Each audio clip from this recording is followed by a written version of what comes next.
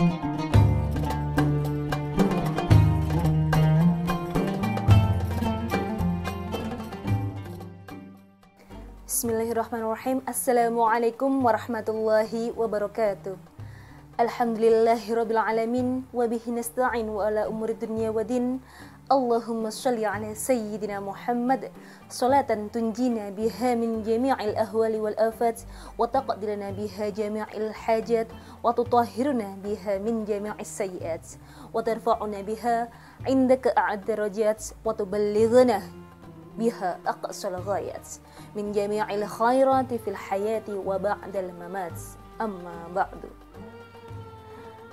Pemirsa Suara Rahimah yang dirahmati oleh Allah, kali ini saya ingin sedikit membahas tentang perempuan pekerja, posisinya dalam Islam bagaimana. Sebelum jauh kita membahas persoalan perempuan pekerja dalam Islam, penting untuk kita adalah memahami sebuah gender, makna dari gender itu sendiri. Permasalahan-permasalahan gender yang ada tentunya kita tahu, namun sudahkah kita benar-benar memahami apa itu makna gender? Ketika mendengar kata gender, apa yang ada dalam benak Anda? Sebuah konstruksi sosial? Sebuah produk barat? Atau sebuah cara perempuan agar superior dari laki-laki?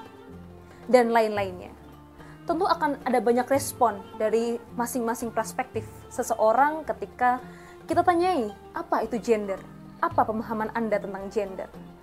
Di sini saya ingin menyamakan frekuensi bahwa gender adalah sebuah sifat yang bisa dipertukarkan. Gender dan seks adalah beda. Seks adalah hal biologis dari Allah bersifat kodrati, di mana seperti perempuan bisa mengandung dan juga melahirkan. Laki-laki tidak bisa. Laki punya jakun, perempuan tidak. Inilah dinamakan seks. Dan dalam kasus tertentu, jika ada operasi kelamin dan lain sebagainya, ini catatan-catatan khusus di mana diperbolehkannya karena ada unsur-unsur yang dibolehkannya seseorang mengganti fisiknya karena alasan tertentu. Namun gender sendiri perlu kita tegaskan bahwa gender adalah sebuah sifat. Sifat di mana ketika dimiliki oleh laki-laki, ini juga bisa dimiliki oleh perempuan. Misalkan kelemah lembutan yang sering dilekatkan oleh perempuan, laki-laki juga bisa memiliki sifat lemah lembut. Laki-laki bekerja, perempuan pun juga bisa bekerja. Sifat-sifat inilah yang tidak boleh dicampur adukan, tidak boleh dijadikan rancu ataupun menjadikan hukum perempuan harus di rumah saja. Dalam hadis telah diriwayatkan dari Rithah istri Abdullah bin Mas'ud radhiyallahu an pernah berkunjung kepada Nabi Muhammad sallallahu alaihi wasallam. Ia bertutur, "Wahai ya Rasulullah, saya perempuan pekerja. Saya menjual hasil pekerjaan saya. Saya melakukan ini semua karena saya, suami saya, maupun anak saya tidak memiliki harta apapun." Ia juga bertanya mengenai nafkah yang saya berikan kepada mereka, suami dan anaknya. Kemudian Nabi Muhammad SAW menjawab, "Maka kamu memperoleh pahala dari apa yang kamu nafkahkan pada mereka." Hadis diriwayatkan oleh Tabaqat Ibnu Sa'ad, diriwayatkan juga oleh Imam Ahmad, Imam Baihaqi, dan Imam Ibnu Hibban. Dari hadis tersebut, harusnya kita sudah sangat jelas tahu di mana Rasulullah, di mana Islam sangat mendukung, mensupport perempuan pekerja. Perempuan pekerja dari dulu sampai sekarang sudah ada, sehingga kita tidak boleh mendiskriminasi perempuan dalam dunia kerja.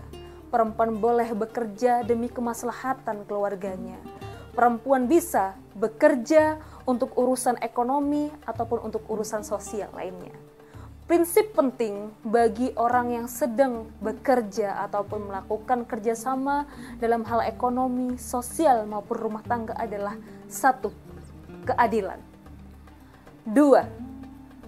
keseimbangan, 3 adalah kesalingan.